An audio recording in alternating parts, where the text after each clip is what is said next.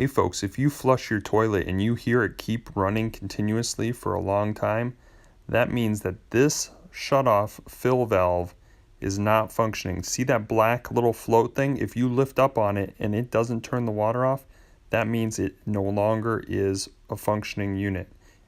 You will need to turn the water off below the toilet in order to prepare fixing this.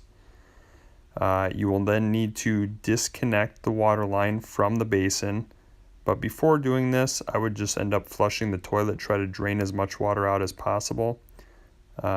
Here we have the main line disconnected.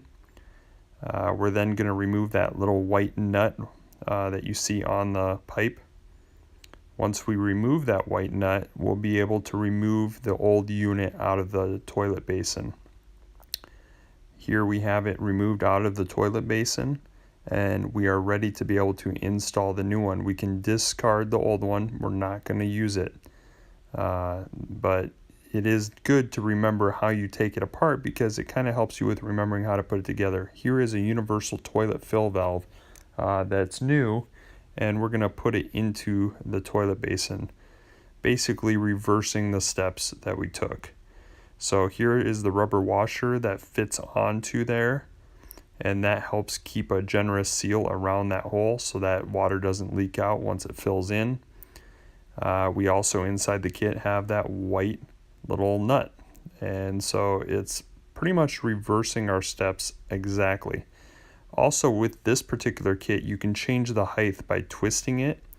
It will show that in the instructions, but each one is a little bit different for that function.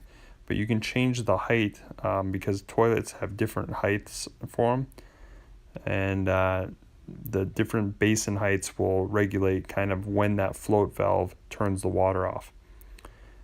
Here we have the float valve system sitting into the tank. You can see it sticking out the bottom. We then need to apply that white little nut that came in the kit, and we'll thread that on. And there it is on. So right now it has a good seal. Water shouldn't leak out if there was any in there. We then can attach our main water line, and that main water line is still going to be shut off. We don't want to turn it on yet.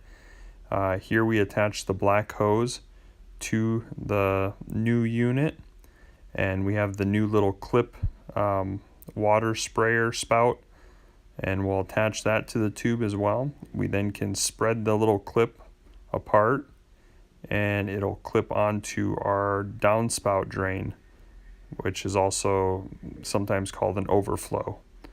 So that's one of the areas there that helps regulate the water height as well.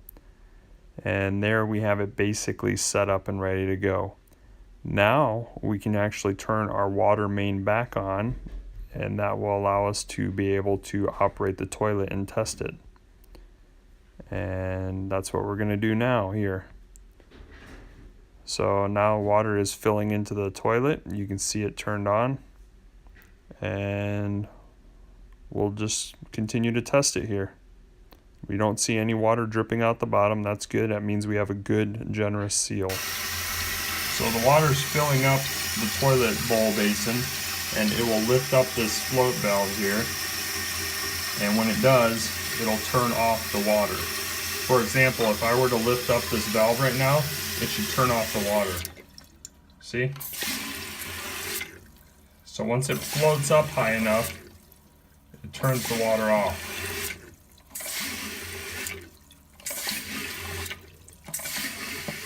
So that's the basic concept. It's pretty simple in design. See, it turned off because it filled up the basin enough that it wanted to turn off.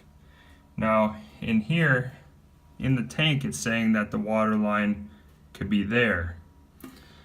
We can see if this is enough to flush the toilet on its own that way.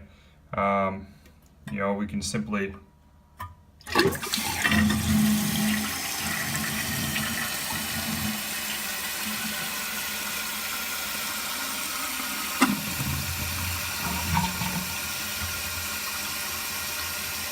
Okay, so that seemed like a decent amount of water.